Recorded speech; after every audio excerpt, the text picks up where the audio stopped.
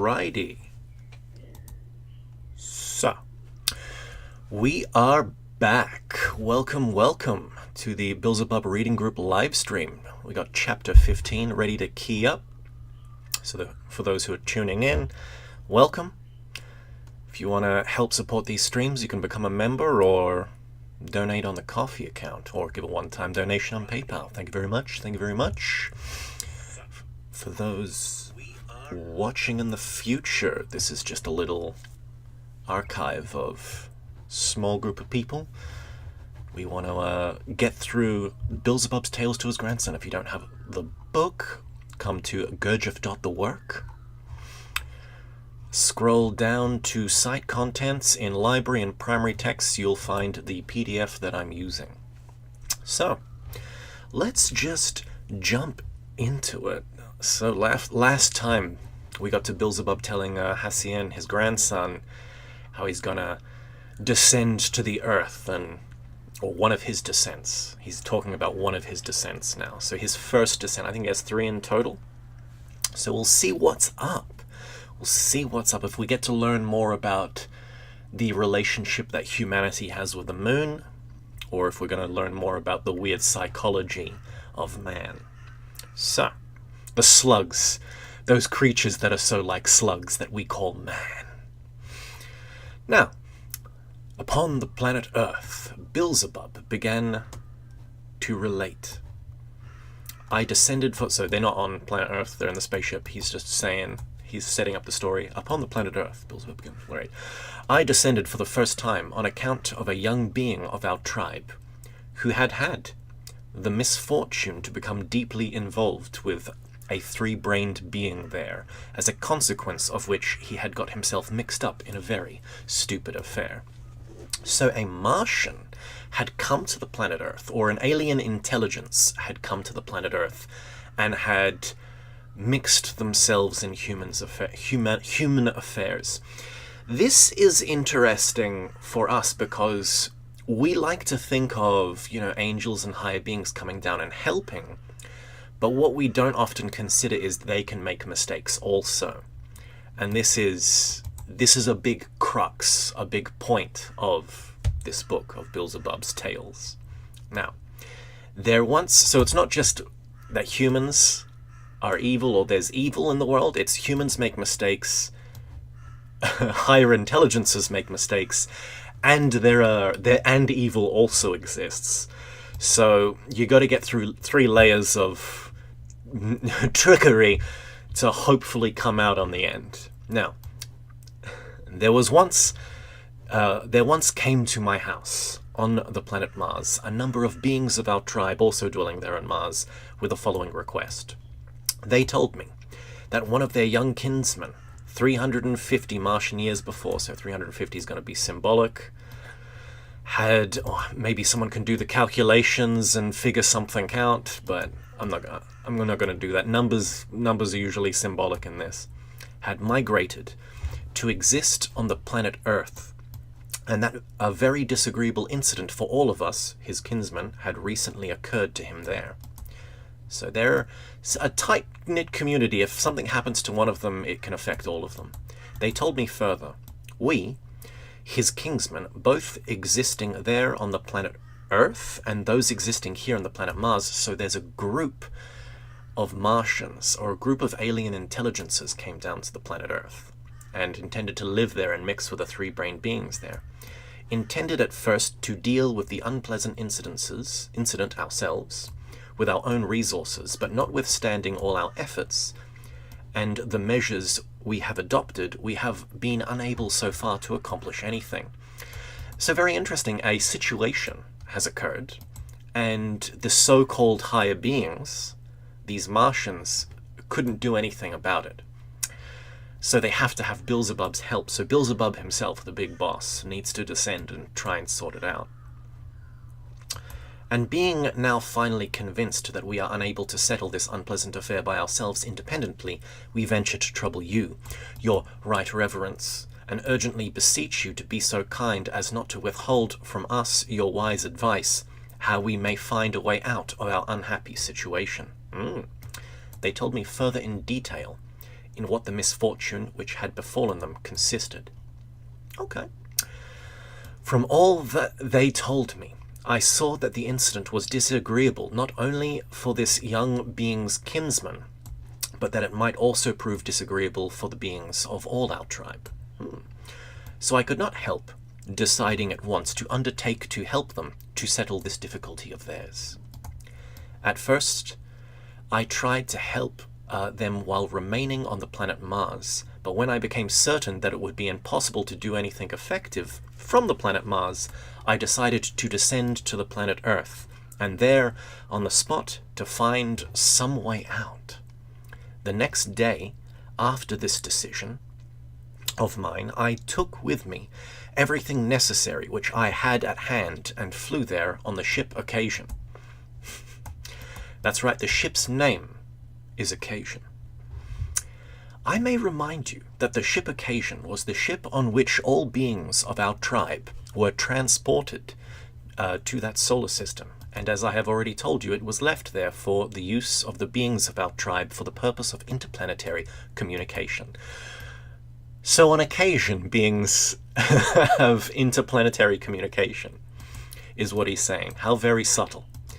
The permanent port of this ship was on the planet Mars, and its supreme direction had been given me from above. Thus it was on this ship Occasion that I made my first descent to the planet Earth. Our ship landed on this first visit of mine on the shores of just that continent, which during the second catastrophe to this planet disappeared entirely from its surface.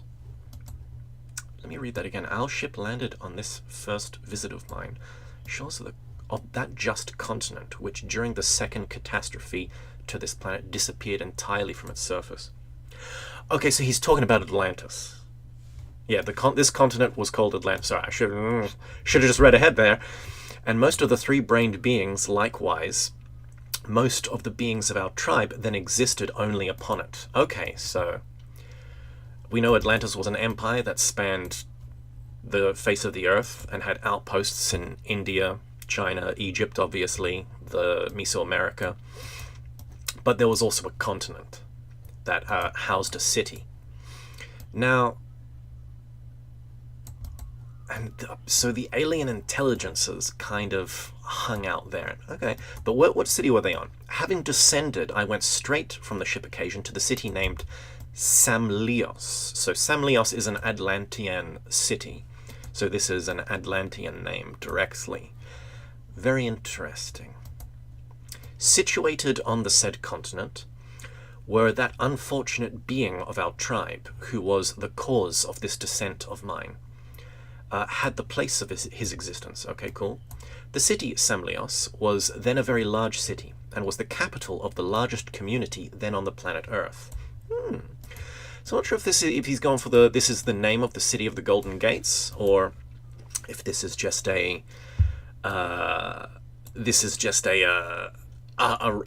Atlantean city, which arose out of many of the Atlantean cultural movements that happened. And there was the largest community. So there are other communities. In this same city, the head of this large community existed, who was called King Apollos. Samlios and Apollos. Sounds vaguely Greek. And it was with just this same King Apollos.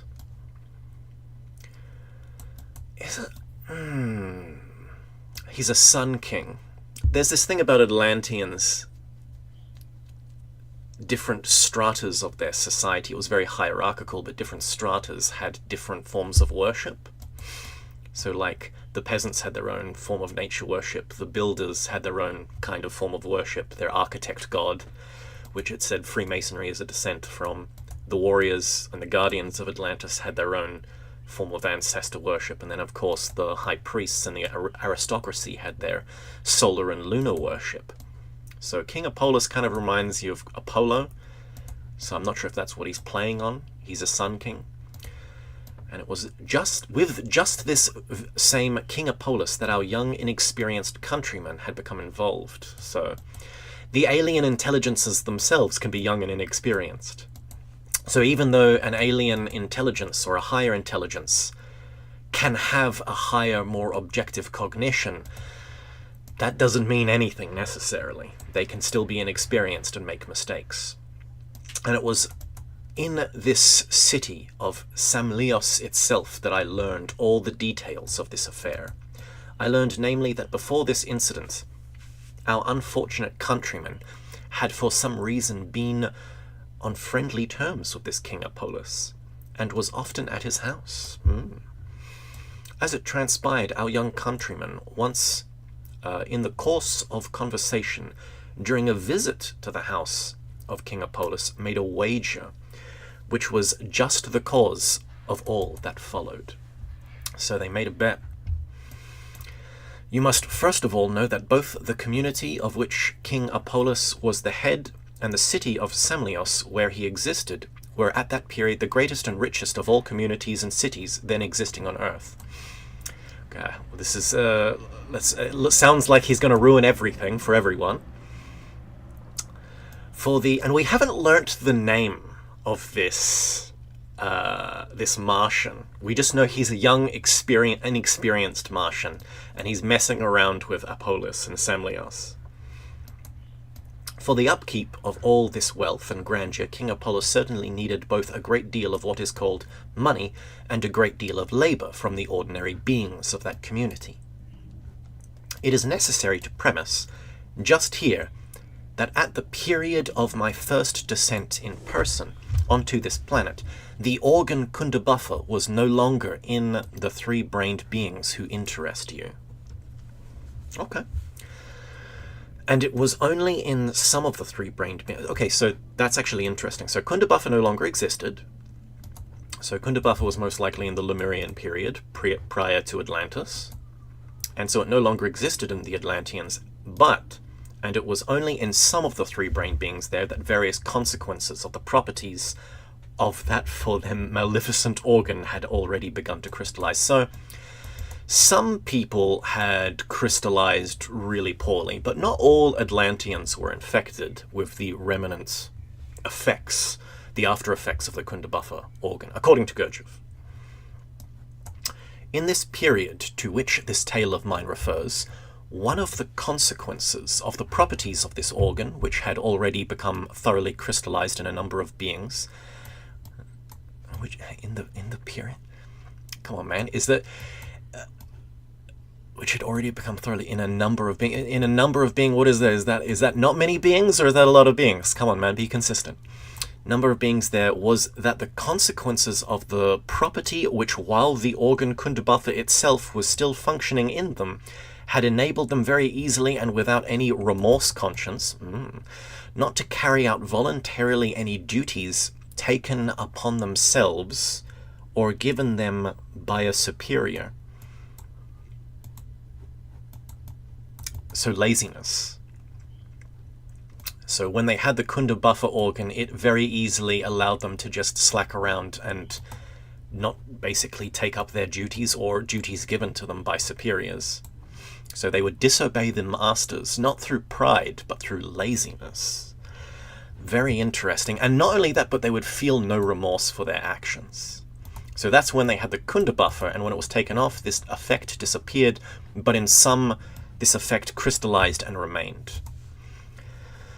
But every duty they fulfilled was fulfilled only from fear and apprehension of threats and menaces from outside. So if you don't have the remorse consciousness inside, which guides you towards your ideal, then society can't function if no one does their duties. So for the duties to be done, an exterior pressure must be placed upon you. So it must be fear. So this king rules with fear, he's basically saying. It was in just this same consequence of this property already thoroughly crystallized in some beings of that period there that the cause of this whole incident lay. And so, my boy, this is how it was. King Apollos, who had been extremely conscientious, so industrious, in respect of the duties he had taken upon himself for the maintenance of the greatness of the community entrusted to him. You know, he had the best city, the best kingdom. He was the richest, the most profitable, the most wealthy, had spared neither his own labor nor wealth, and at the same time he demanded the same from all the beings of his community. So a good standard here. Now we get an alien intelligence coming in and messing it all up. But as I have already said, the mentioned consequences of the organ Kunda buffer having by that time been thoroughly crystallized in certain of his subjects, he had to employ every possible kind of threat and menace in order to extract from everybody all that was required for the greatness of the community entrusted into us. So he's just saying that again, okay. So he just... But as I... Wait. Okay, so yeah, so he ruled through threat and menace, but he was a good king.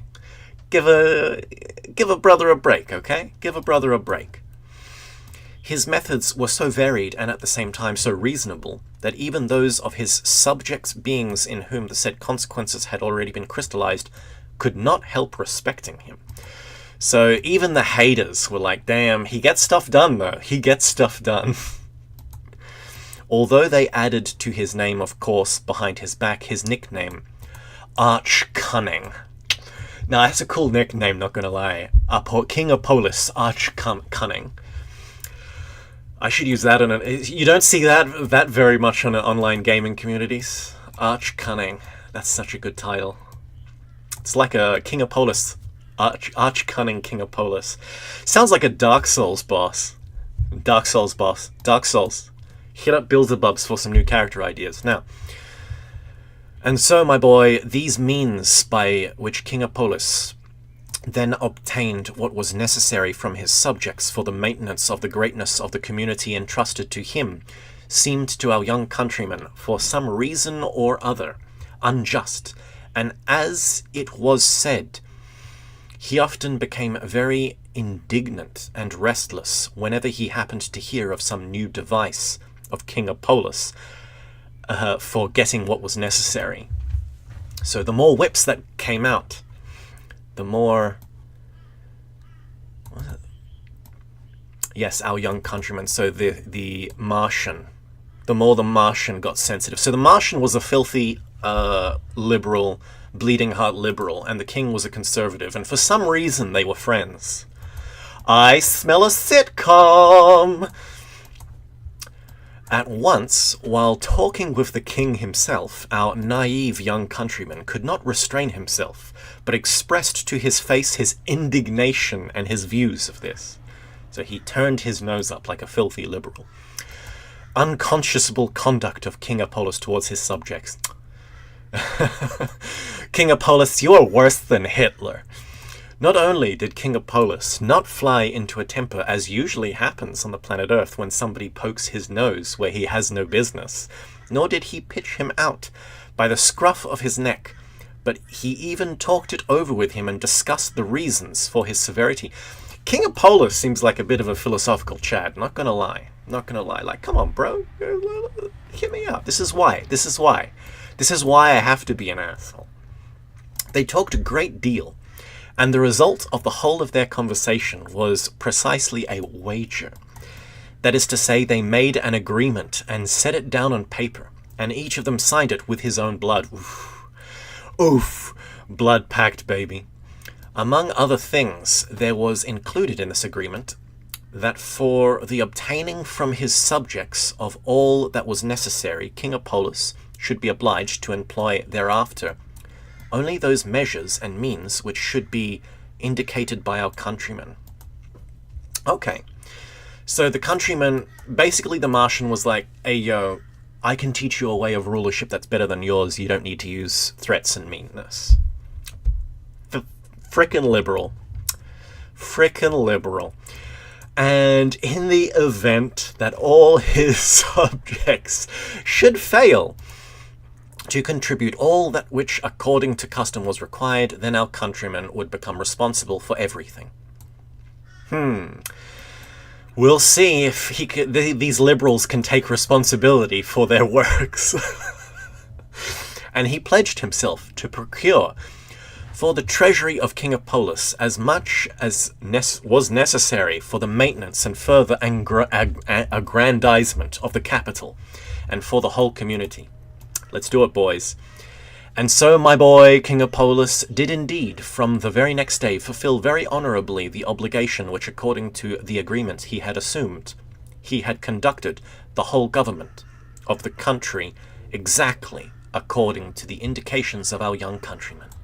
The results of a government of this kind, however, very soon proved to be quite the opposite of those expected by our simpleton.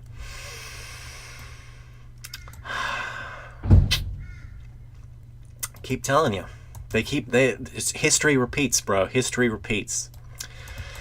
The subjects of that community, principally, of course, those in whom the said consequences of the properties of the organ Kundabuffer had already been crystallized, not only ceased to pay into King Apollos's treasury what was required, but they even began gradually snatching back what had been put in before. Oof. As our countryman had undertaken to contribute what was needed, and furthermore had signed his undertaking with his blood, and you know, don't you, what the voluntary undertaking of an obligation, especially when signed with his blood, means to one of our tribe, he had, of course, soon began making up to the treasury all that was short. Uh-oh. So because this is the reason why the other Martians got involved, because he signed it with his blood. So it karmically tied himself, and because he himself is tied to his, family, and his family is tied to the rest of his kin, he basically karmically tied their race to the events going on here. Very interesting. Goddamn liberals. Goddamn celestial liberals. Anyway, he first put in everything he had himself, and afterwards everything he could get from his nearests, dwelling also there on the planet Earth. And when he had drained dry his nearests there, he addressed himself for assistance to his nearest dwelling on the planet Mars. But soon on the planet Mars also everything ran dry, and still the treasury of the city of Samlios demanded more and again more, nor was the end of its needs in sight. It was just then that all the kinsmen of this countryman of ours became alarmed, and thereupon they decided to address themselves to me with the request to help them out of their plight. So, my boy, when we arrived in the said city, I was met by all the beings of our tribe, both old and young, who had remained on that planet. In the evening of the same day, a general meeting was called to confer together to find some way out of the situation that had arisen. So when the debt rises, how do you get out of it? Let's see what Beelzebub says. Let's see what Beelzebub says. To this confidence of ours, there was also invited King Apollos himself, with whom our elder countryman had already previously had many talks on this matter with this aim in view. At first general conference of ours, King Apollos, addressing himself to all, said as follows. Impartial friends, I personally am deeply sorry for what has occurred and what has brought about so many troubles for those assembled here, and I am distressed in all my being that it is beyond my power to extricate you from our prospective difficulties. You must know indeed, King Apollos continued, that the machinery of the government of my community, which has been wound up and organized during many centuries, is at the present time already radically changed. And to revert to the old order is already impossible without serious consequences. So once you start giving people handouts, you can't just go back to the whips or else they revolt. Namely, without those consequences, which must doubtless evoke the indignation of the majority of my subjects, the present situation is such that I alone am not able to abolish what has been created without provoking the mentioned serious consequences. Big oof, and therefore beg you all in the name of justice to help me to deal with it. I wonder if he's taken some of these lines from, like, invocations from Grimoires. I beg you in the name of justice. Still further, he then added, I bitterly reproach myself in the presence of you all, because I also am greatly to blame for all these misfortunes.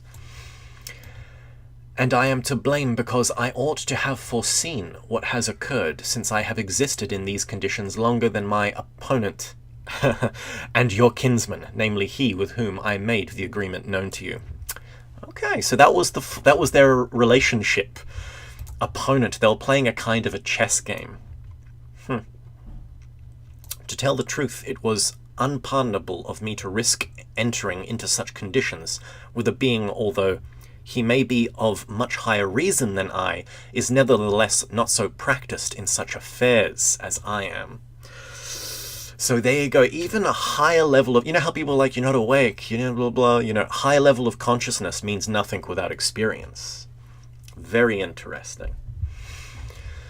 Once more, I beg all of you, and your right reverence in particular, to forgive me and to help me out of this sad plight, and enable me to find some issue from the situation that has been created. So I should say high level of consciousness means nothing without gnosis, without knowledge. What is important is knowledge, gnosis. And of course the consciousness needs to be free and awake. But without gnosis, you're just going to get into trouble again. With things as they are now, got a little hair in my mouth there, I can at present do only what you will indicate. After King Apollos had left, we decided the same evening to select from among ourselves several experienced elderly beings who should weigh together that same night all the data and draw up a rough plan for further action. Okay, see where this is going. The rest of us then departed on the understanding that we should assemble the ensuing evening. When we assembled the next day, one of the elders began elder beings elected the night before, first reported as follows. We pondered and deliberated the whole night upon all the details of this lamentable event. And as a result, we have unanimously come to the conclusion, first of all, that there is no way out but to revert to the former conditions of government. Further, we all also unanimously agree that to return to the former order of government must indeed inevitably provoke a revolt of the citizens of the community, and of course, that there will certainly follow all those consequences of revolt which have already become inevitable in such existences during recent times on earth. So this is interesting. Think of political order not like machines, but like a plant. A plant that grows. But if it grows in a wrong way, in a wrong direction, it needs to be clipped back to where it was before growing in a new direction. And this clipping is revolt, revolution, anarchy. So it's almost like a kind of a, I want to say like a Hegelian view of politics, like this oscillation of a pendulum, but it's something more than that. It's not just an oscillation of a pendulum that's still moving forward. It's like, no, it's something growing that then clips back a space and then it grows forward. And hopefully you make progress slowly by, going 2 steps forward, 1 step back. But there seems to be this strange process that takes place. And they're experiencing it here. That there is a system of government that just doesn't work, and so they need to revert back to the old. But it's not that the old is any good. The old is just what works for at least those beings in that time period. If you're able to change those beings, say, so that they fulfill their Park-Dolg duty, or if you're able to dissolve the consequences of the Kunda Buffer organ, you would then have a different political system, because you'd have different people. A different type of people who could be governed differently. Now, and of course, as has also become usual here, many of those so-called power-possessing beings of this community will suffer terribly. It's always the nobility that gets beheaded in the revolution, even possibly to the degree of their complete destruction. Yep, there we go. And above all, it seemed impossible that King Apollos could escape such a fate. Oof. Thereafter we deliberated in order, if possible, to devise some means of diverting the said unhappy consequences, at least from King Apollos himself. and we had every wish to devise such a means, because at our general conference yesterday evening, King Apollos himself was very frank and friendly towards us, and we should all be extremely sorry if he himself should suffer. Yeah, damn straight, bro. Damn straight. During our further prolonged deliberations, we came to the conclusion that it would... So this is interesting. King Apollos knows what's up. Remember, his name is Arch Cunning. So he did mess up, but he also realized that there's only one way out of this, and he's probably going to die. But if he can ingratiate himself to these people, then they may save him. So King Apollos Arch Cunning knows what's up. During our further prolonged deliberations, we came to the conclusion that it would be possible to divert the blow from King Apollos only if during the said revolt, the exhibition of the fury of the rebellious beings of this community was directed not against the king himself, but against those around him, that is, those who are called his administration.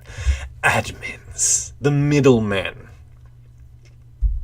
HR. Let's kill HR first, before anyone else.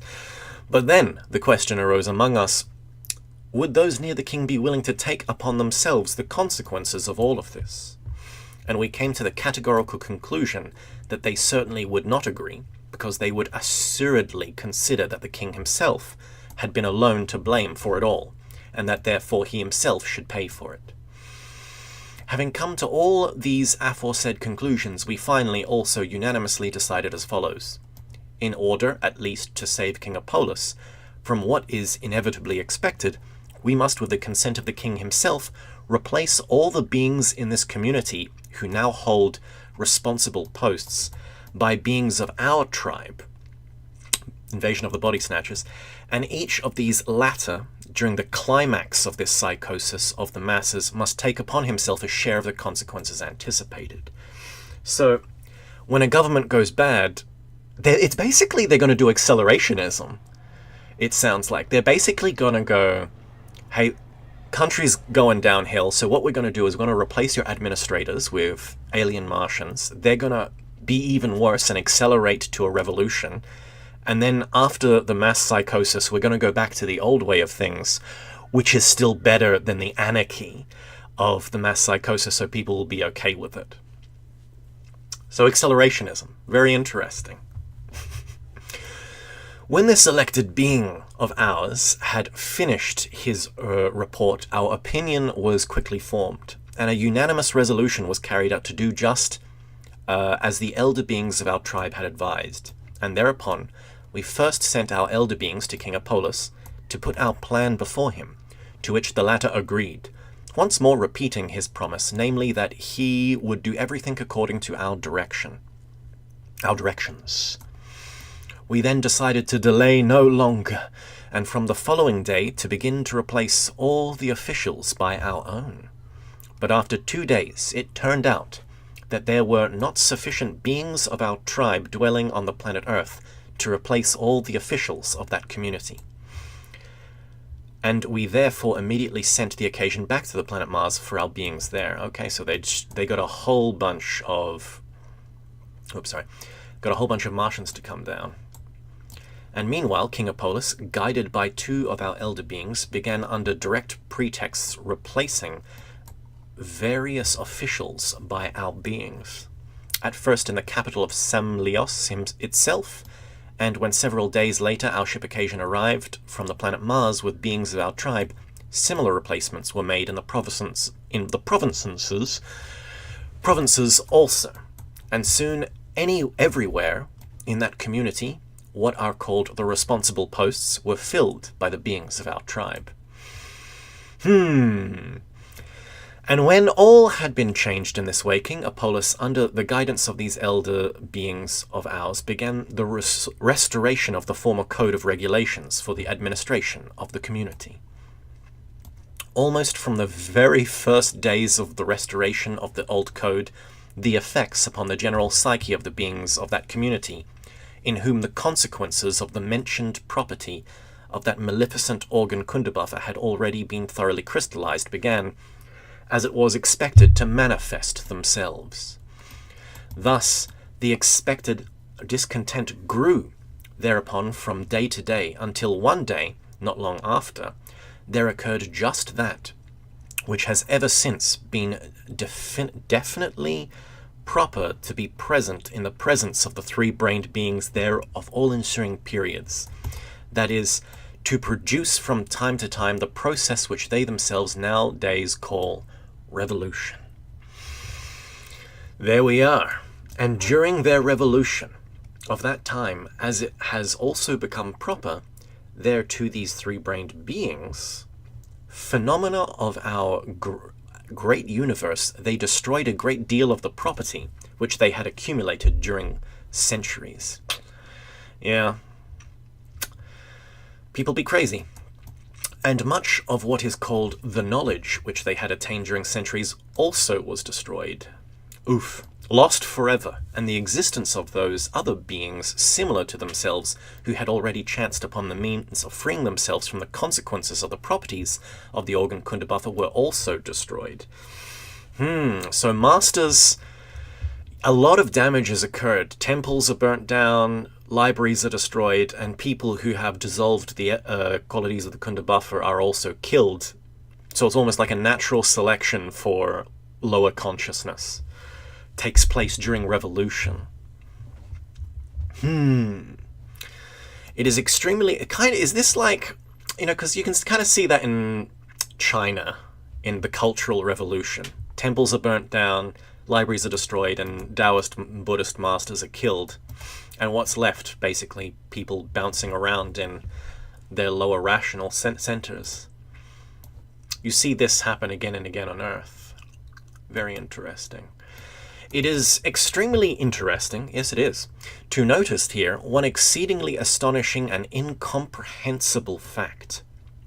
And that is that during their later revolutions of this kind, almost all the three-brained beings there, or at least the overwhelming majority who began to fall into such a psychosis, always destroy for some reason or other the existence of just such other beings like themselves, as have, for some reason or other, chanced to find themselves more or less on the track of the means of becoming free from the crystallization in themselves of the consequence of the properties of the maleficent organ Kundabuffer, which unfortunately their ancestors possessed. It's interesting. So the implication to this whole story that we've just read is not just that, history repeats itself, but also this is the first revolution that happened on Earth. Because before this, it was, everything was structured, everything was not nice. The Kundabuffer happened, comets hit, the tragedies happened. There was the Kundabuffer, but this is the first revolution, the first blueprint. And then all other revolutions are basically copies and or elaborations out of this revolution. So one thing that happens in revolution is people who are actually raising their level of being are killed by those who have a lower level of being. They have to, it's almost like they have to destroy them. So, my boy, while the process of this revolution of theirs was running its course, King Apollos himself existed in one of his suburban palaces of the city Semlios. Nobody laid a finger on him because our beings had arranged by their propaganda that the whole blame should be placed not upon King Apollos, but upon those surrounding him. That is, as they are called, his administration. Moreover, the beings who had fallen into the said psychosis even suffered grief and really pitied their king. It's this thing of like, when there's like a totalitarian dictatorship, there's that story of, in Russia when Stalin was in power and there was corruption. The attitude was kind of like, oh, if only Stalin knew. If only Stalin knew that these guys, were basically, these police officers were corrupt, or this administration was corrupt. But really it's like the source of the reason why the corruption happens is the very top. There's this weird effect. I remember someone saying something similar of, was it Margaret Thatcher? Like the attitude in England around the time of Margaret Thatcher was, if only the Queen knew what was really happening, she would do something. As if the monarchy has any power, or do they? But that's almost something that repeats as well. Very interesting. And keep in mind, this is Gurdjieff writing, you know, he's writing this a long time. This is before Stalin. This is before Margaret Thatcher, at least. Like, you know, Solzhenitsyn hadn't published his book yet. Anyway, that was said because their poor king had been surrounded by such unconscionable and ungrateful subordinates that these undesirable revolutions had occurred. And when the revolutionary psychosis had quite died down, King Apollos returned to the city of Samlios, and again, with the help of our elder beings, gradually began replacing our countrymen either by those of his old subordinates, who were still alive, or by selecting absolutely new ones from among his other subjects. And when the earlier policy of King Apollos towards his subjects had been re-established, then the citizens of this community resumed filling the treasury with money, as usual, carrying out the directions of their king, and the affairs of the community settled again into the former already established tempo.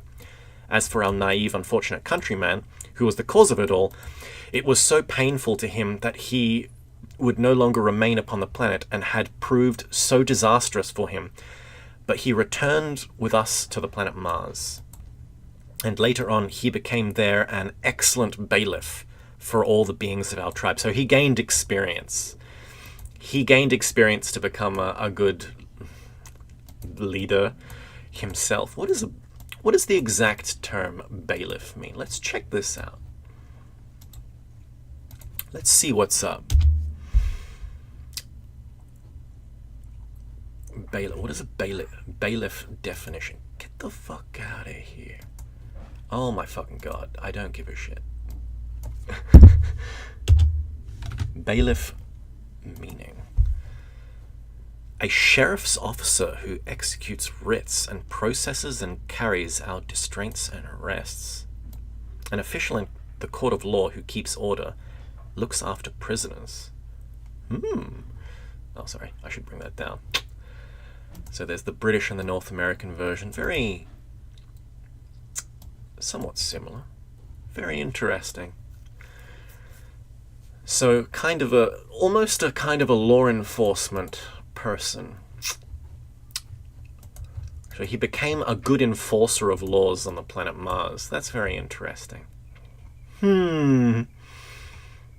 Okay, chapter 16 now. That was a massive chapter. Oof. What is chapter 16 called? 16, A Relative Understanding of Time. Ooh. Einstein, what's up? How long is this chapter? Let me just see. Oh god, it's another long one. I'm fucking dying just looking at this. Oh my god. Oh my god. It goes on forever. Jesus Christ. How long is that? Like 20 pages or something? 10 pages? 15 pages? We got some... I'm looking at cosmic laws as this is going past as well. Like, oh god. This is going to trip me up bad. Maybe I'll save this one for next week. We'll just do a short one. We'll just do a short one this week, guys. Okay, thank you very much for tuning in for chapter 15. Come in next week for The Relative Understanding of Time. Thank you very much for watching. And once again, if you want to support these streams, become a member or give a one-time donation to the Ko-fi account. Thank you very much. Bye.